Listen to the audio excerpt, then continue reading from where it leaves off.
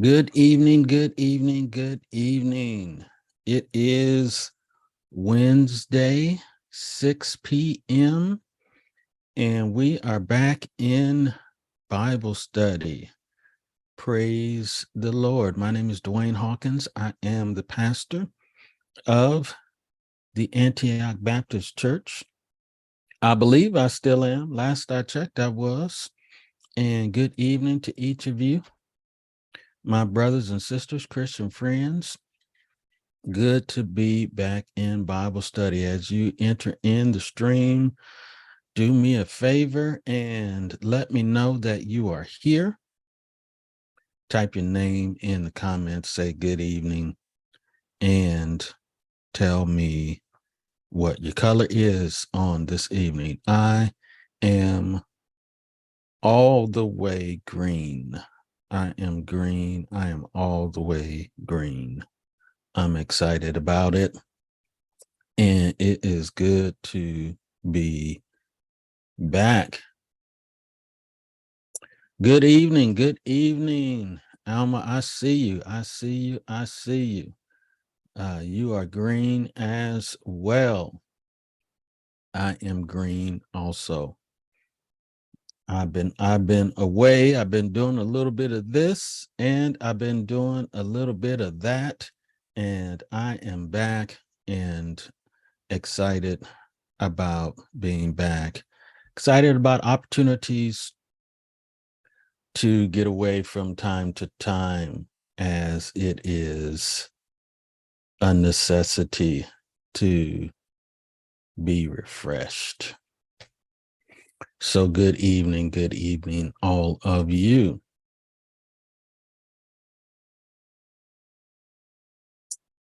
Let's see. Welcome back. Thank you. Thank you so much. Thank you so much. It is good to be back. It was good to get away. And like I said, did a little bit of this and did a little bit of that, did a little bit of learning and did a little bit of relaxing. And I am excited for the opportunities the Lord allowed me and the First Lady to do that. And it is a blessing to be back with my Antioch family and friends. Reverend Nelson was our preacher on Sunday morning. Thank you, sir, for being willing and able to step in. And I trust that all went well. I had pretty close to zero concerns when I'm away, and I'm grateful that that is usually always the case.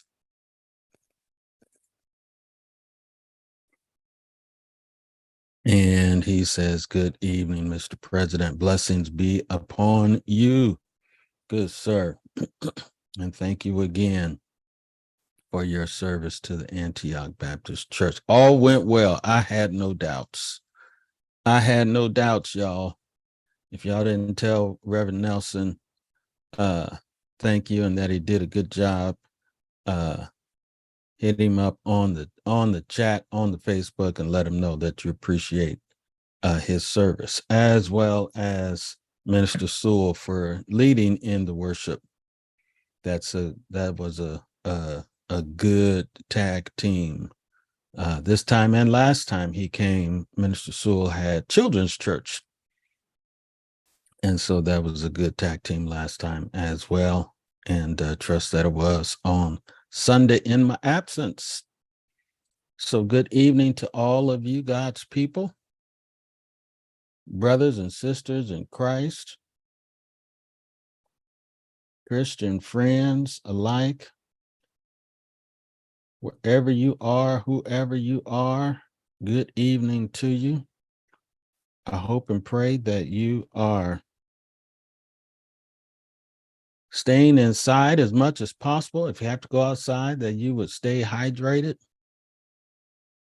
I was out of town and I got the word that it was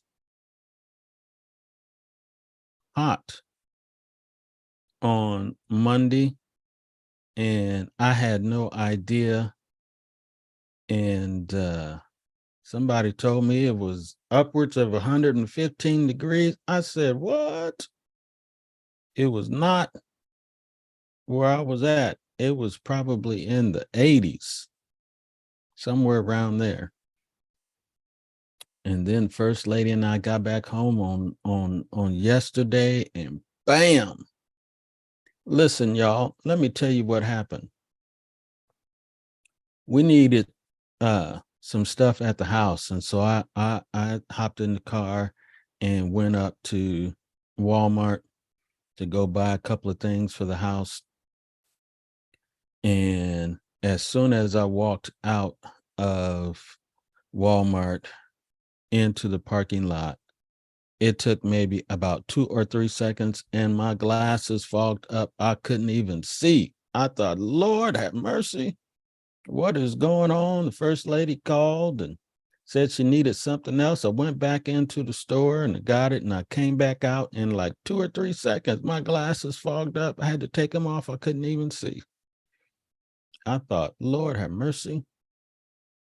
What in the world is going on in Omaha? So today, I ain't came close to going outside. Listen, I have not even set foot on my patio. I've been inside all the day long, all the live long day. I ain't been close to being out in the sun on today. So let me know if you had to go out there, if it was bad as it was on yesterday. The temperature was actually 1 degree hotter, but the heat index, I think, was about the same, around 115, or at least when I checked, it was like 101 with the heat index of 115. I thought, I ain't going nowhere. First Lady been in and out the house. I ain't, Maybe we'll see what happens this evening after Bible study. Maybe we'll see. And Reverend Nelson said things went well on Sunday. I had no doubt.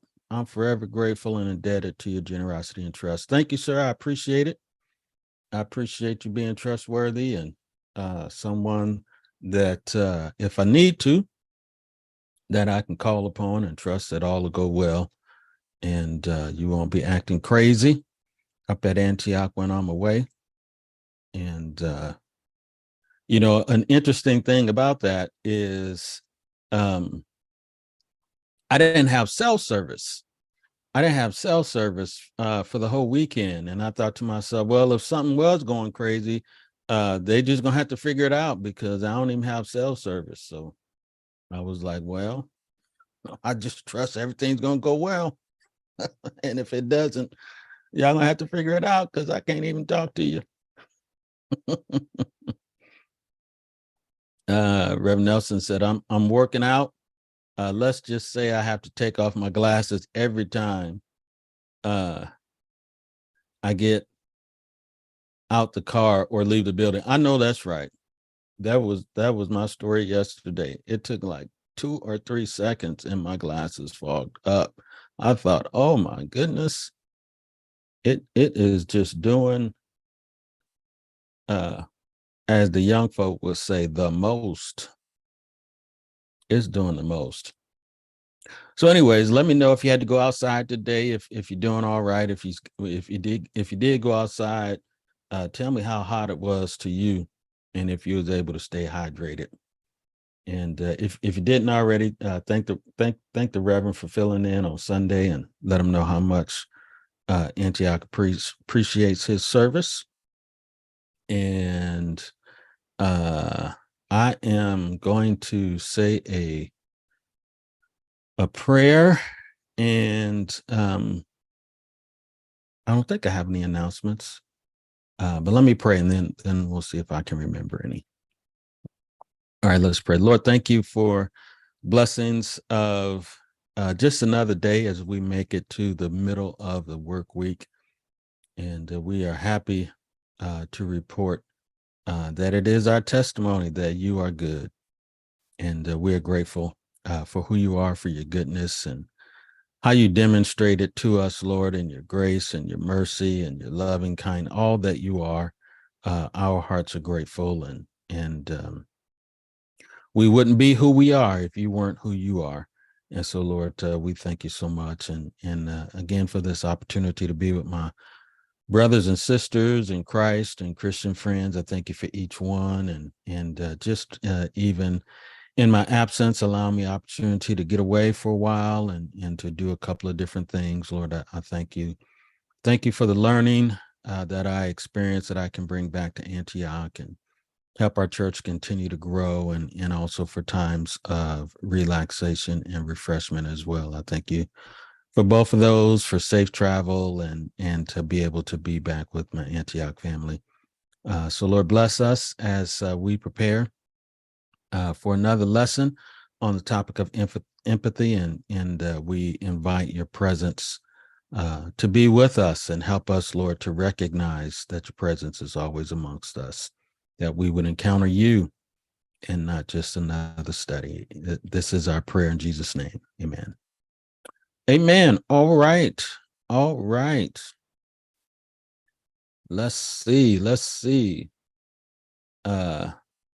Reverend Nelson said, no self-service means total relaxation. Yes, sir. Yes, sir, Bob. And Deacon Metland said, Reverend Nelson did an excellent job Sunday. Now, if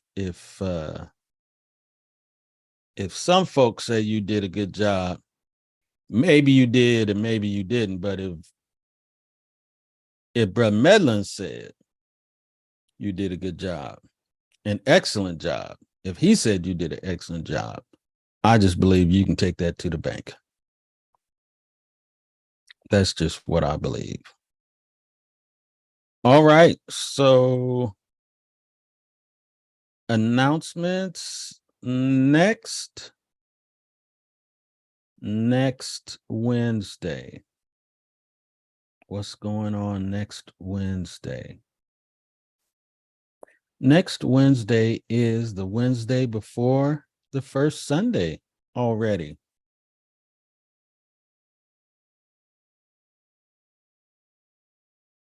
And that means fast and fellowship. So that's our plan for next Wednesday. We will be fasting during the daytime, 6:30 a.m. to 6:30 p.m. And we will conclude our fasting in a time of fellowship.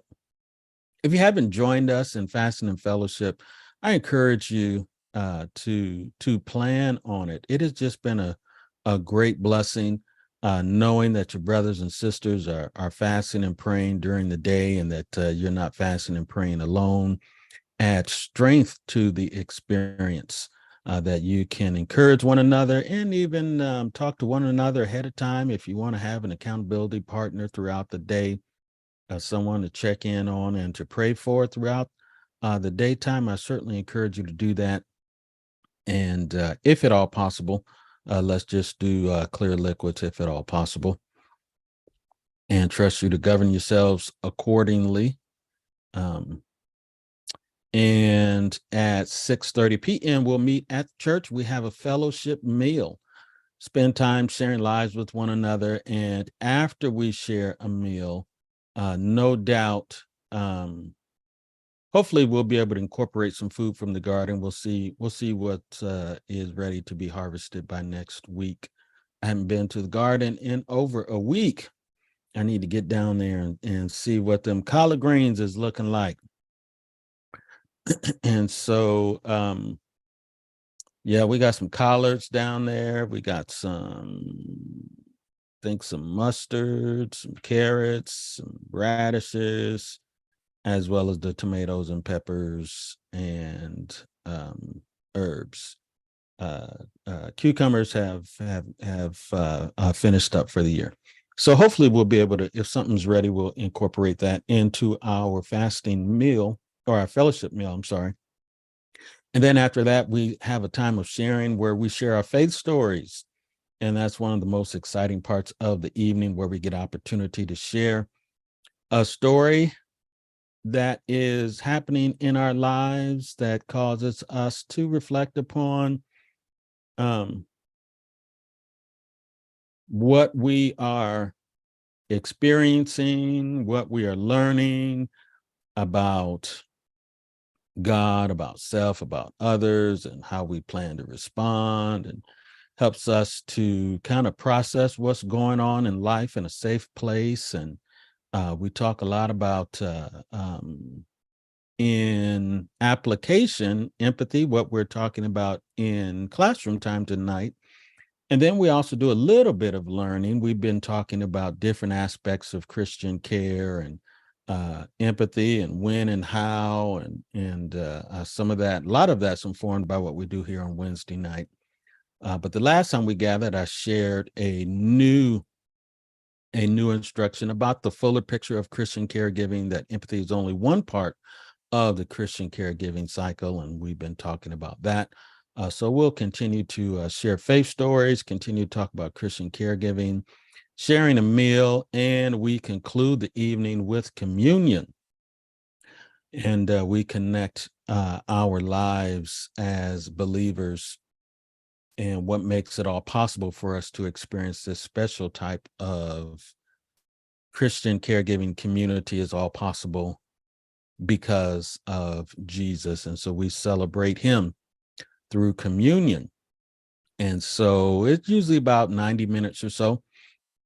And we encourage you, if you haven't experienced our monthly fast and fellowship, to join us in the fasting and join us down at the church in person for the fellowship meal, as well as sharing our faith stories and learning about Christian care, and finishing off the evening in communion. So that is next Wednesday. And then following that, the week after that is the week of Labor Day. That brings us into September. And that means we will be in Kansas City for our National Baptist Convention USA Incorporated. And looking forward to spending time with our National Baptist family. If you haven't already done so, and you would like to join us, come on down. You can go to nationalbaptist.com is our National Baptist website, and register. Of course, I'll register Antioch. If you're part of another church in New Era, chances are your church is registered nationally. But you're more than welcome to join along with Antioch. Even if that's not the case, we'd be glad to sponsor you. And the convention is a little bit different. Well, it's quite a bit different than the Congress. The Congress is the Christian Ed courses, and so this one is a little bit more a relaxed pace, and it has to do more with the auxiliaries and parent body ministries of the convention, where we gather, and there's no children because kids are back in school. So it's a smaller gathering. It's a little bit more relaxed pace. I really enjoy the convention time, and our BPMC president is preaching a devotional message on Tuesday in the spirit of Timothy. So if you couldn't make it a whole week, come on down Tuesday, and let's support our Baptist Pastors and Ministers Conference president as he delivers a devotional message on Tuesday. And then you could go get you some barbecue, and then you could go back home, and you won't even have to stay overnight. So if you could only come one day, come on Tuesday.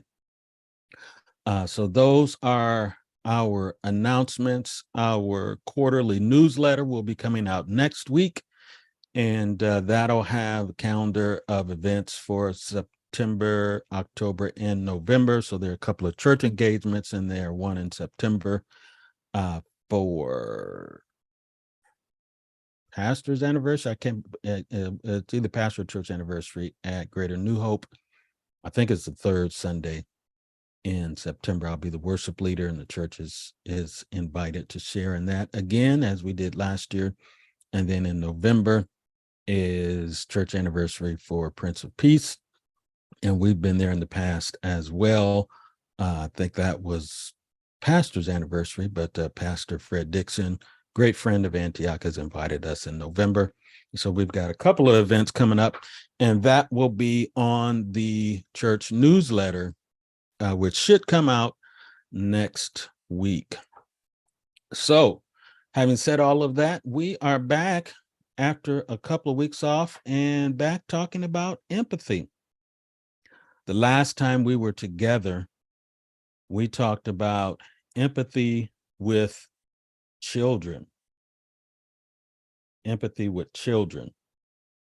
It was a great lesson. And as I recall, I think it was Reverend Nelson talked about there was something that he was going to implement in with his kids in terms of checking in with them and sharing empathy, showing empathy toward them. And if you started that, just tell us how that goes and tell us how that was going and what you're gaining from that experience. But tonight, we talk about a very interesting topic, empathy with parents. Empathy with parents. So here was the initial quote. After a visit to my mother, I told my wife, "Mom seemed sad today." She said, "You've said that to me a few times lately. Have you ever asked her about that?" It suddenly occurred to me that no, I never had. So on my next visit, I said, "You seem sad today, Mom. Tell me what you're thinking." She began sharing all sorts of thoughts and feelings she had been keeping inside. By the time I left, she was doing better than when I arrived. Imagine the thought of showing empathy toward your parent. And when I thought about that, and when I was looking at the lesson and just kind of reflecting about empathy with parents, sometimes as children, we you some of us perhaps did not always experience empathy from your parents. Maybe you did, but I would venture to say that there would be a chunk of people in the world who did not experience empathy from their parents. But the interesting thing is, as we grow older and as we grow more emotionally mature and spiritually mature, as we learn and grow and understand the power of empathy and experience emotions from another person's perspective and express them back to the person, we learn that it's a powerful and transformative experience for the care receiver as well as for the caregiver. And now we get to actually talk about it in one of these special cases is showing empathy with parents. And as I was just kind of reflecting on that whole reality, about what that means to show empathy toward my parents, I'm not sure that I've had a whole lot of opportunity as an adult to show empathy with my parents. I think I have, but not nearly as much as the opportunity would exist for them to show empathy toward me. And I don't know. I guess that's just kind of where it is. So tell me what your experience is as we go along. So the first kind of principle or guideline that we saw in the book is that empathy can lead to a more mutual relationship. A more mutual relationship. So what I'm curious to know is from you all that are with us tonight, do you consider your relationship with your parent to be more mutual? Or do you consider your relationship to be more, shall we say, not mutual from the standpoint that your relationship with your parent still has more of a parent-child kind of dynamic to it? Go ahead, Reverend.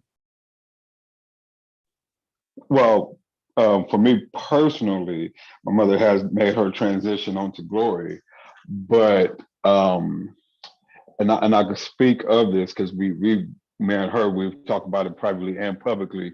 Um, she struggled in some of my childhood with a drug addiction, and so even as I grew older, as in my adult age, we've revisited those things and we've been able to talk. And I think, really having that space, it was able, I was able to develop more of that empathy style relationship. And I do believe because of that, yeah, it did kind of mature to a more mutual playing field. It didn't ever become all the way mutual. That was still mom, and Gotcha.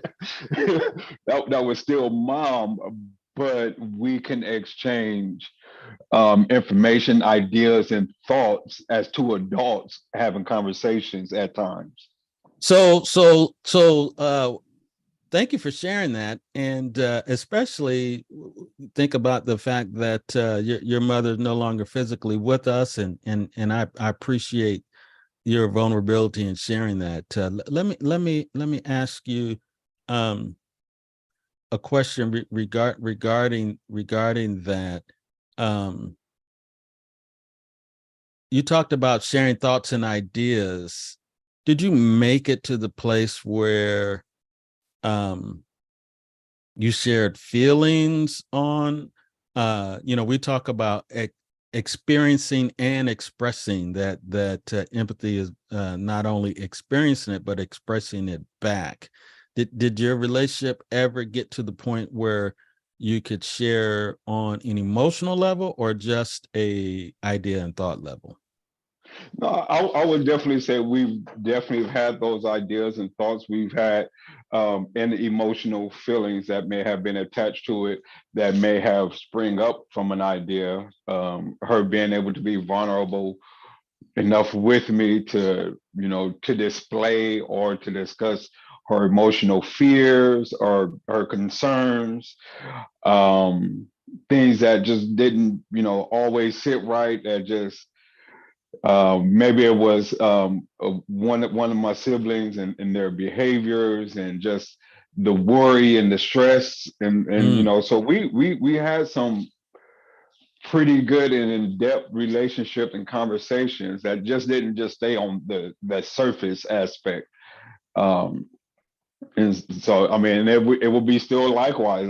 At points in times, I know I can go over to her home, and if I sit at that dining room table long enough and without saying nothing, she's gonna ask, what's going on, and that we could laugh together, we could cry together, and pray together, and so I'm definitely am thankful, that even through everything that we went through, that we were still able to have that in our later years.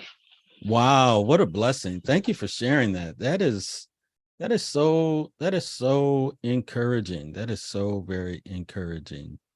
So Yeah, here's I what we mean, all I think go one of the ahead. greatest aspects of it was because we were able to revisit the hurtful years Mm, um, with real and authentic conversations. mm. Reverend, So you it all dealt you with all up in my lesson tonight. You all up in my notes, man. You all up in there. That is awesome. well, it did a lot to tear down the walls. Typically, if you don't experience it as a child, the children grow up to be adults that are bitter. They they're sometimes even envious, like why are they still able to do all these things? They weren't like this with me, and they see a better version of their parents with their children, which would be their parents' grandchildren or Mm-hmm. interactions with other people and things of that nature. So I think just us being able to have that space, it definitely it enriched it for me. Wow. Wow. That is amazing. That is what an amazing testimony. That is so very encouraging. And to everyone else that is listening, I just pray that that is breeds hope for those parent-child relationships that have not transitioned to become more mutual. So here's what the author said. When children are growing up, the parent-child relationship is largely one directional, with the parent providing care to the child. This dynamic changes as children mature and they have more opportunities to offer care in return. Empathizing is a significant way to provide that kind of care to a parent, opening the door to a deeper, richer relationship. And as we listen to Reverend's testimony, what an amazing testimony that supports the author's statements. And one of the things that I would say to that is,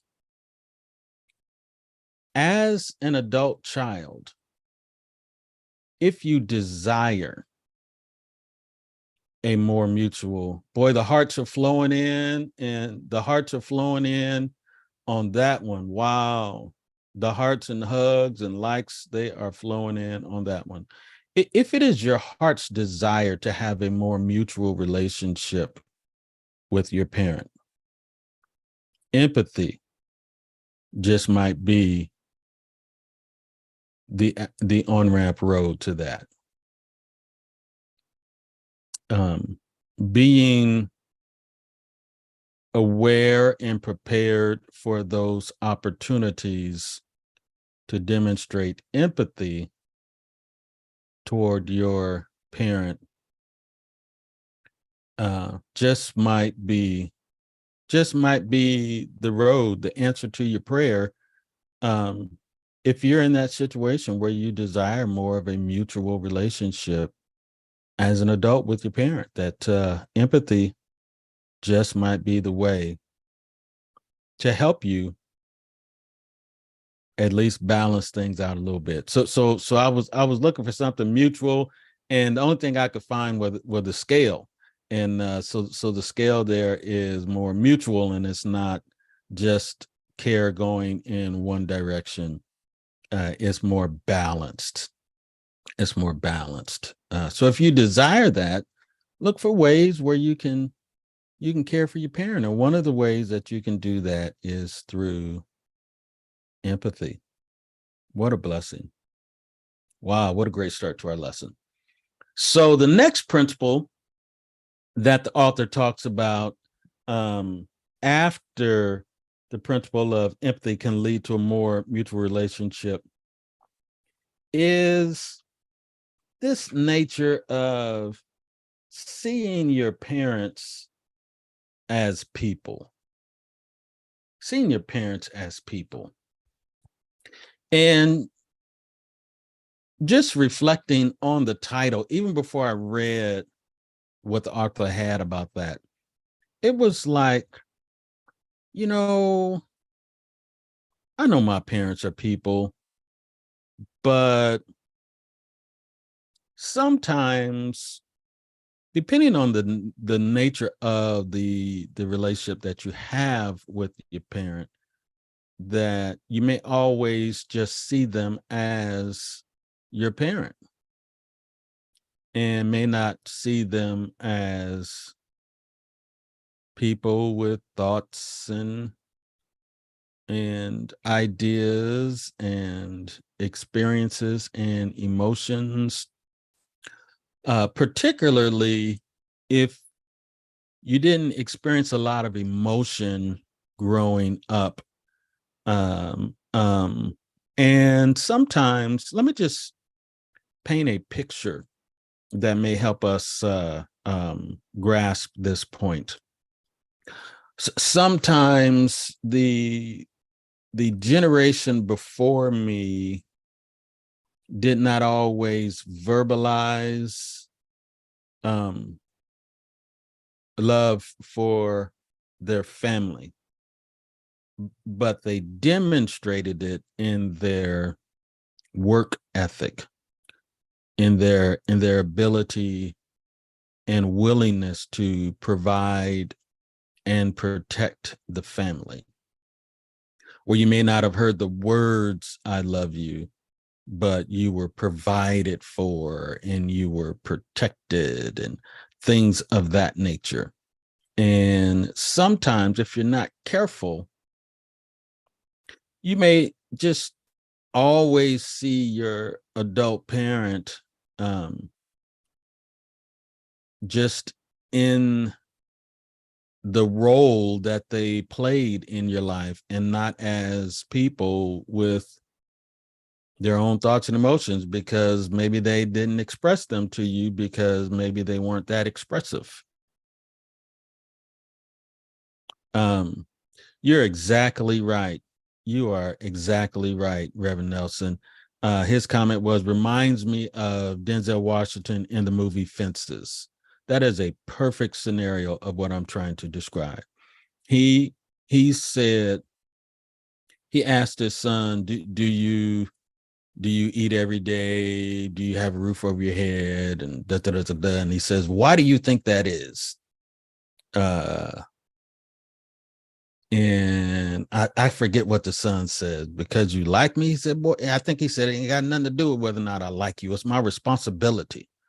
It was something to that nature.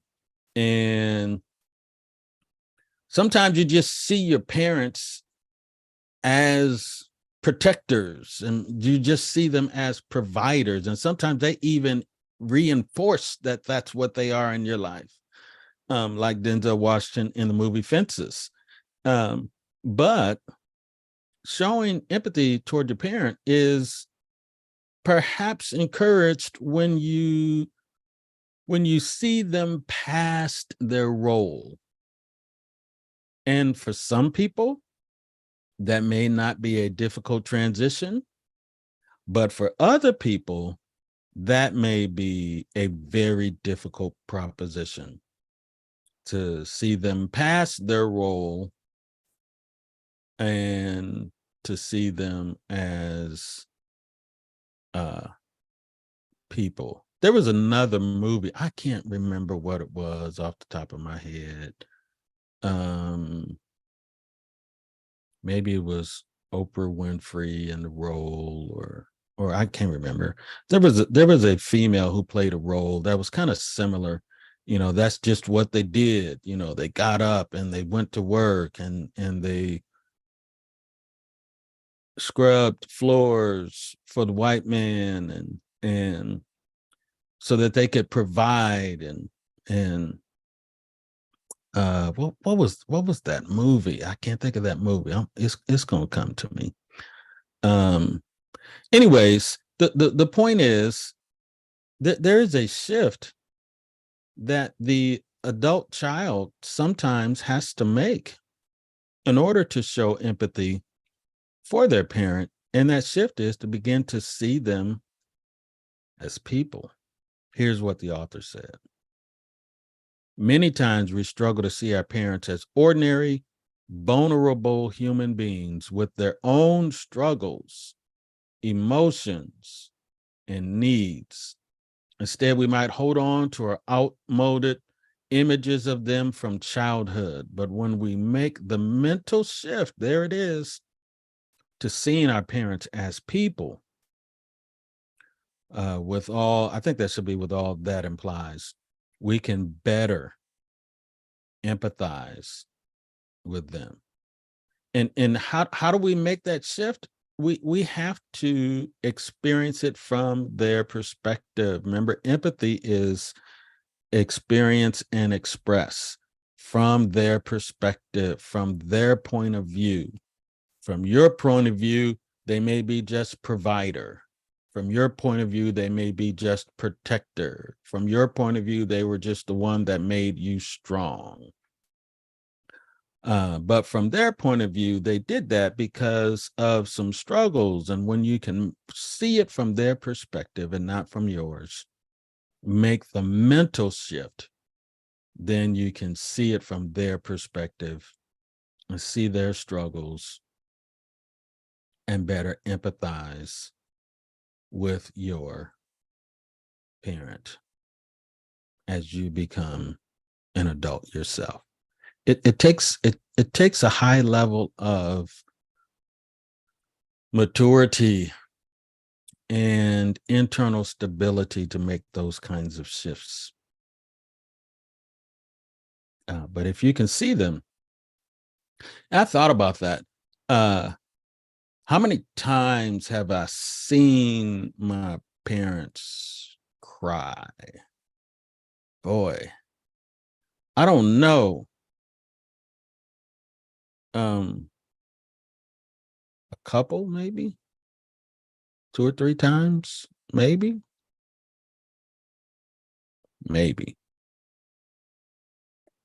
Not often. There is an image. Um, there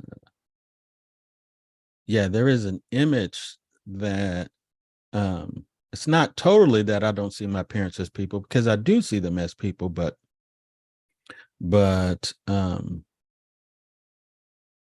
it's definitely something to consider. To consider. So that's the second one. Seeing your parents as people. Those of you who are on Facebook, chime in. Let us know about these principles and how they're playing themselves out in your own lives. And we'll move to the next one. Go ahead, Reverend. Yeah, I just wanted to make a quick comment. Just listening to all this, it reminds me of two different aspects, especially for one, as a child. Your parents are always your first superheroes. And so then they're They should always, be. yeah, they're usually graded off of that scale of being your first superhero. And if they don't meet that expectation, but they're always, kind of based off of that grading scale, so to speak. But then when you talk about this, as an adult, being able to step into this empathetic role, and seeing things from their perspective, it reminded me of something I heard not too long ago, and it stung, but it hurt, and I mean it stung and hurt, but it helped and healed at the same time. And it was a young fellow, talking to a teenage boy about his father that had failed him many a times. And he used this line. He said, sometimes we expect things from people that they have never seen themselves. Mm-hmm. Mm-hmm. And just when so when I just started to embrace that whole thought and theory, to even just start looking at things from, like you said, from that other person perspective, it might not, especially for, like you're talking about with parenting and fathers, got that, they go out, they work, back a couple of generations before, working 2 or 3 jobs, 2 jobs during the week, 1 job on the weekend, just to make sure bills and food is on the table and things like that. Kids don't get to see the father until he come home and discipline them, and but that's all he knows, how to provide and take care of his family, to do his manly role as his family. So then now you're just like, well, I never had that Right. as a growing up as a child, or take someone like me that was raised without my father. So anything that I did for my daughter, it was just like, man, I know I'm doing great because I'm doing Right. better than my father. But even now, looking and raising, like having my grandchildren in my life, and in this blended family with my wife now, And knowing the expectations that she has for me as a father-like figure in the household, it's like, wow, hold on, this is a lot different. Wait a minute, let me take all these things in. But it goes back to that concept of there's an expectation for me to be able to excel at something that I've never seen before, and Yeah. so it creates these different dynamics all around with that. Interesting. Yeah. Thank you for sharing that. Thank you for sharing that. One other thought before we move to the next principle in the book is in my own life, I have made some shifts in the things I share with my young adult children. And I share with them more of the challenges of life, the things that I'm facing, and the way that I feel about the things that I'm facing and how I'm responding.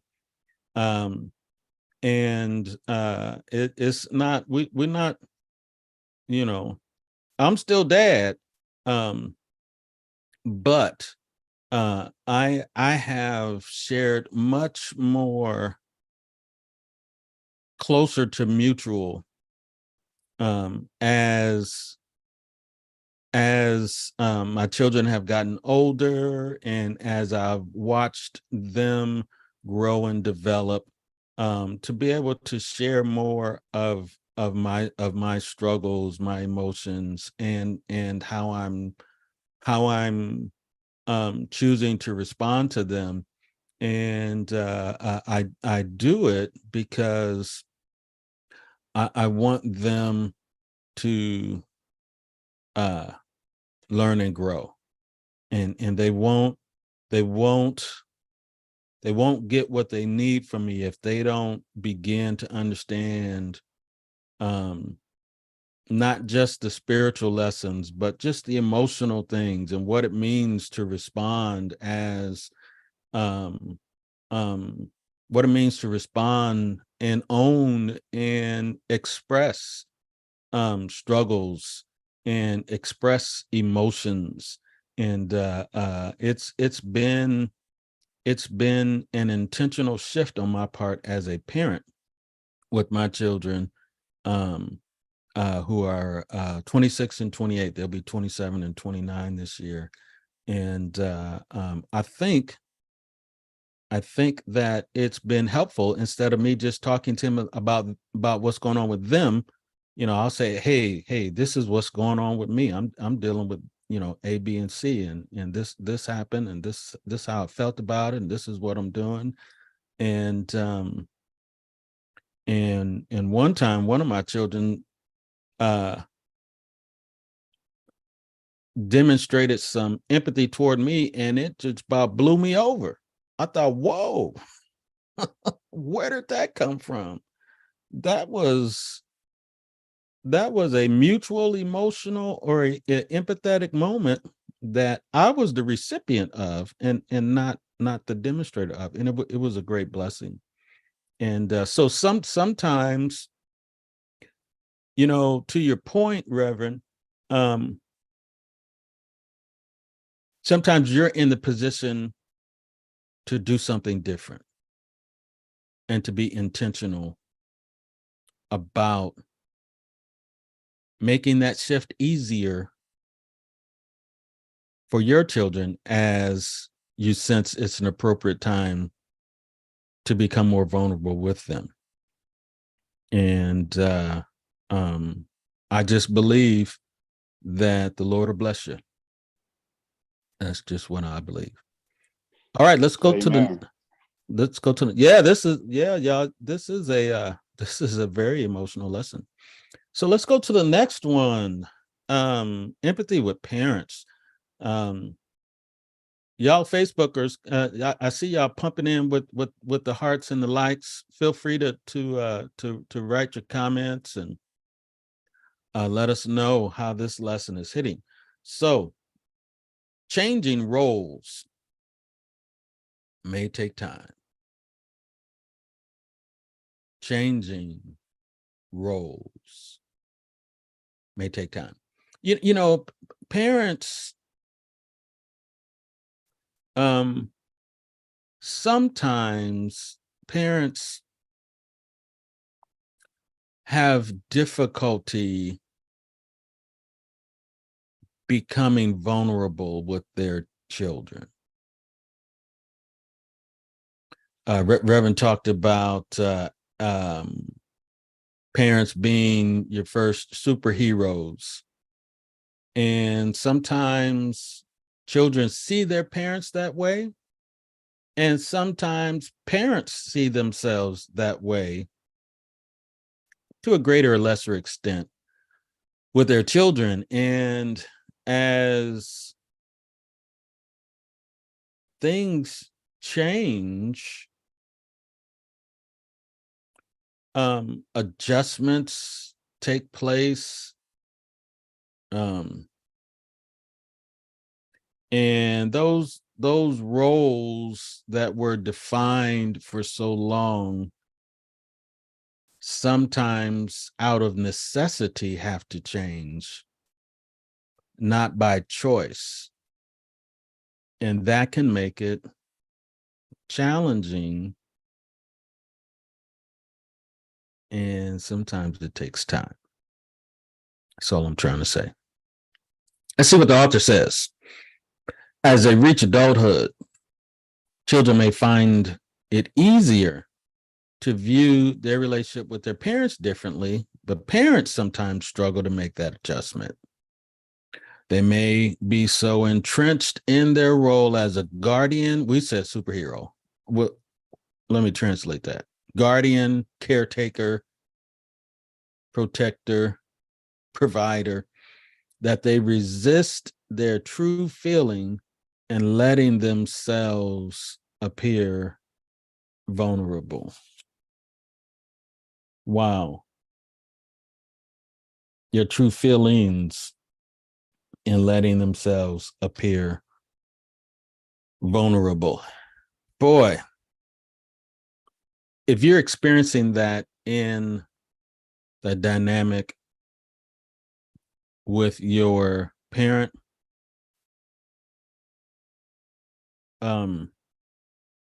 you know, just be patient, be gracious, be merciful.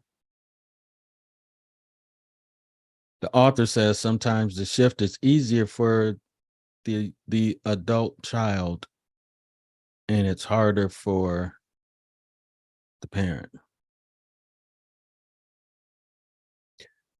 Potentially, when it involves their independence or whatever change is going on in life. My parents are still healthy and they're still able to care for themselves. They are upper 70s and they're blessed with good health and they're blessed to be able to provide for their financial needs and be able to go about to and fro. And some of those major adjustments, even though they are upper 70s, that had not taken place yet. They're still able to do everything. They may do it a little slower, but they're still able to do everything that they want to do. And they just went to go travel somewhere they just came down. My grandmother's brother passed away and family came down and they were able to travel and all of that kind of stuff. But as those things change, it may be difficult for some parents to adjust. And again, you know, putting yourselves in their perspective, they've been able to play a certain role in the lives of their children for so long. And quite frankly, some of them are just good at it. They're good guardians, they're good caretakers, they're good protectors, they're good providers. And you can find an identity in that for decades. And when that's no longer there, it could have the potential of changing your identity. And that just may be the reality. I'm not placing a value judgment on it. I'm saying that it is what it is. When you can't do what you've been able to do for decades, that might take a minute. And so just know that it might take a minute, and know why it might take a minute, because they've been in that role for so long. And it's not just about the role. Sometimes it's about identity. And boy, that is just a challenge. Anybody ever out there dealing with that? And it's taking time. And from your vantage point, well, you've cared for me all these times, it's my turn to care for you. And they're just not feeling that. And it's challenging. Anybody? Oh, there's some hearts pumping. Anybody ever feeling that tension? So just keep being patient. Just keep being patient. Obviously, if there's issues of safety, that's a different deal, and you have to be delicate. And when safety and health are issues, and then that makes it more challenging when you have to make decisions that are, or encourage decisions, or even make decisions that the parent is not in favor for. It makes it challenging. But when things like health and safety are concerned, it just makes it even more challenging sometimes. Yes, sir. This one doesn't all the way hit into the empathy aspect of it, but just that transition. When my grandmother, when we used to go down to Arkansas, she had got content enough where she could ride with me. Mm-hmm. And she'll make it known that she don't like riding with just anybody. It used to be her brother that if we was all going down there, she wouldn't ride with nobody but her brother.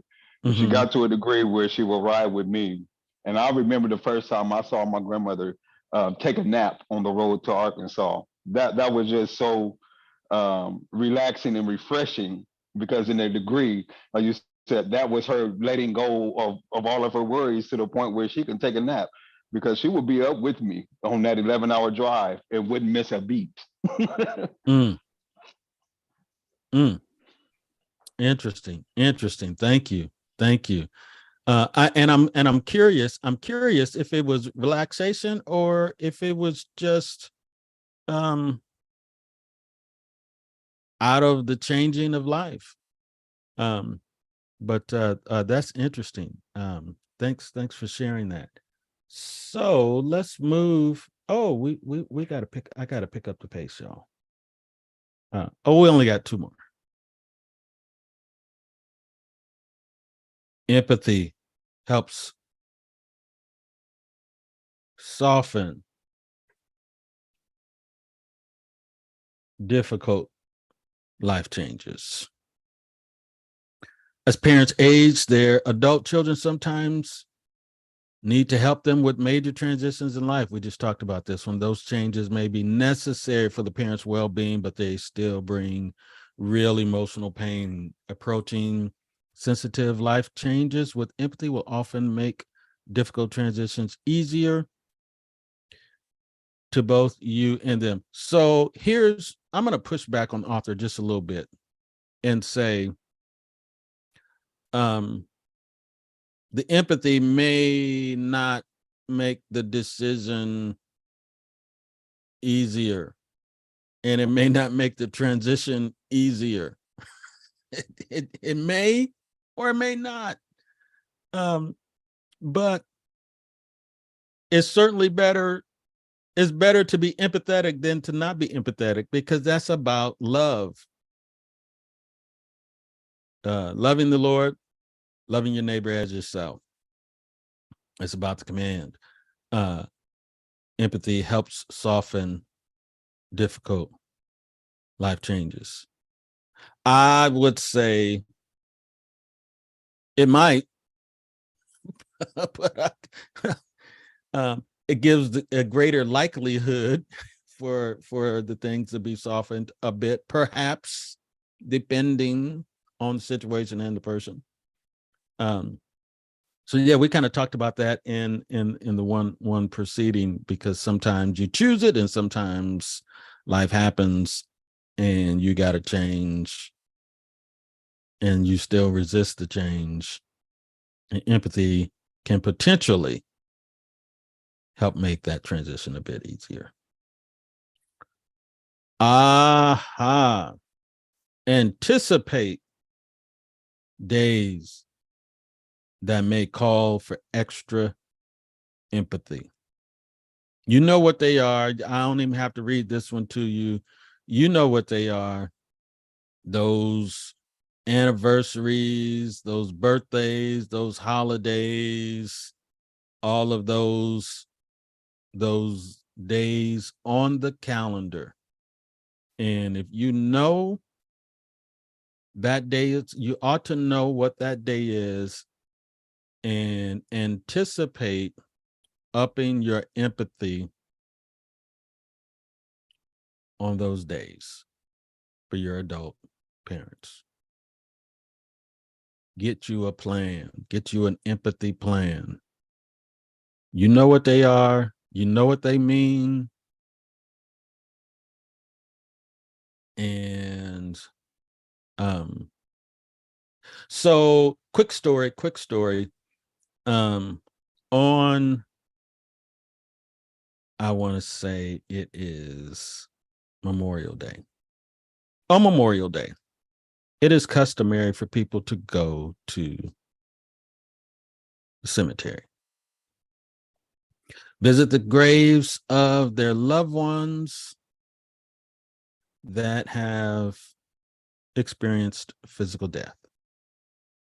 And on that day, earlier in life, it was a very emotional day for me, because earlier we would go to, as a child, my grandfather's grave, but in the 90s, had to go to the grave of my daughter, and didn't have the money for a tombstone. It was hard to remember where it was. We had to do our best guess and all of that. And so this is really about me and my child, not me and my parent, but it's about empathy on those extra days. It was always a struggle for me, because other people in my family at the time didn't want to engage in that for their own personal reasons, and as I look back, I got to the point where, I would respect other people's desires to remember their loved ones in different ways other than going to the cemetery. Like, I get that. But what I'm saying is, to not receive empathy on those days made it much harder. Made it much harder. When those days are coming, know what they are and anticipate that day may be a call for some extra empathy and whatever that looks like. And yeah, that's what I think about that. Yeah, sad moment for the pastor, y'all. Ooh, that's a painful moment. To feel, I would feel like, man, I am on my own. And then to the point where nobody would come. And then I stopped coming, and then I felt bad that I stopped. It was just, yeah, those are not those those are sad, sad moments for the pastor. And the presence of empathy could have been a game changer, and the lack of empathy made it a whole lot worse. Even to this day, I still I was thinking about that a couple of months ago. I was at the cemetery for something else, for someone else, and I was just thinking about my thoughts about Memorial Day and going to the graveside to see my daughter, and just all of that stuff. Just, ooh, have mercy. Thank God for empathy. So yeah, I could use some empathy right now, truth be told. Let's go to the next one. Empathy. This is Reverend Nelson's testimony, y'all. I said he was all up in my notes. Here's where he was all up in my notes. Empathy can ease strained relationships. Sometimes the relationship, parent-child relationship, inevitably, there's going to be some level of conflict somewhere at some point in time. And just because people are people and we live in a fallen world and the Lord is still working on us, sometimes those things don't get healed when they happen. And empathy, believe it or not, is like putting salve, I don't know what it's called, salve on a wound. It can promote healing. Even in the most positive parent-child relationships, conflicts and strains can add up over the years. There might not be an easy answer to these issues, especially when the wounds are deep. But in many cases, it can help to recognize your parents as flawed individuals dealing with their own challenges and offer some empathy to ease the tension. My. I just want to thank you again, Reverend, for your testimony about your relationship with your mother and the fact that you were able to revisit some of those things. And no doubt there needed to be some empathy from your perspective to experience and express. Yeah. What a hopeful testimony that you provided for us tonight, and we are grateful. We are grateful. Last one, a pleasant surprise, empathy from younger children.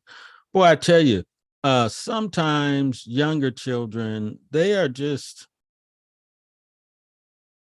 treasures.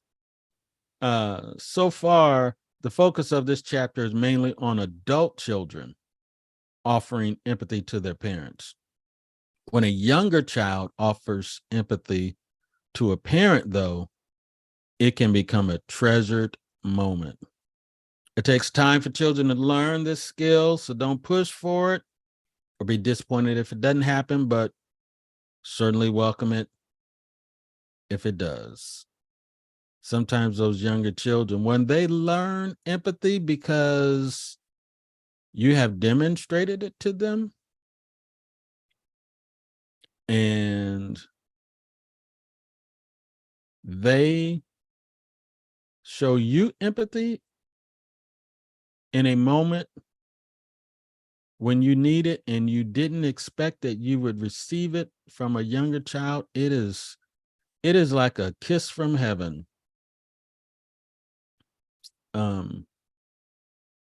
For children, younger children.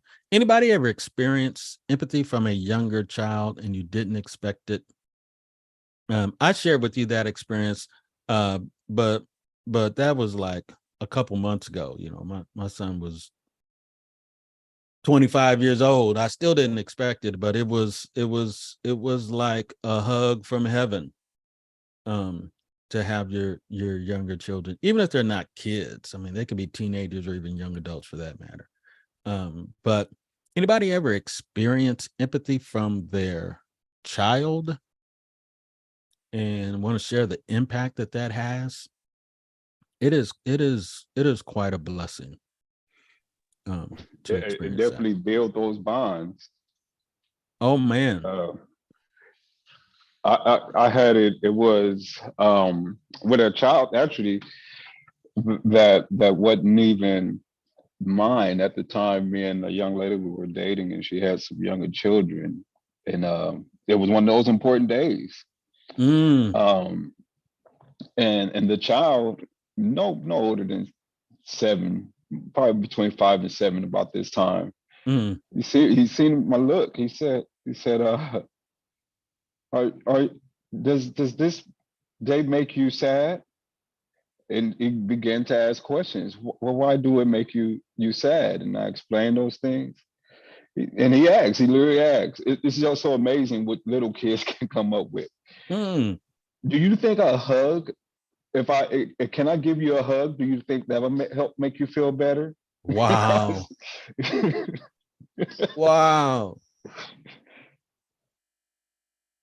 My goodness. And Did it melt that your was heart, just Reverend? man, it melted my heart. It blew, like I got tears in my eyes right now. I'm thinking about Mm, it. mm, mm. Wow. What a blessing. What a blessing. Oh my goodness. I felt that. I felt that, Reverend, just from you telling it to me. Man, to receive that type of innocent, pure love from God through a child is nothing like it. It's nothing like it. You know, it's just pure care, you know. And what a blessing. Thank you for sharing. Thank you for sharing. Uh so yeah, y'all, tonight was a blessing, but it's some heavy stuff. I need to go find me a hug. Some stuff came up tonight that was like, whoa, that there's still some pain there behind that.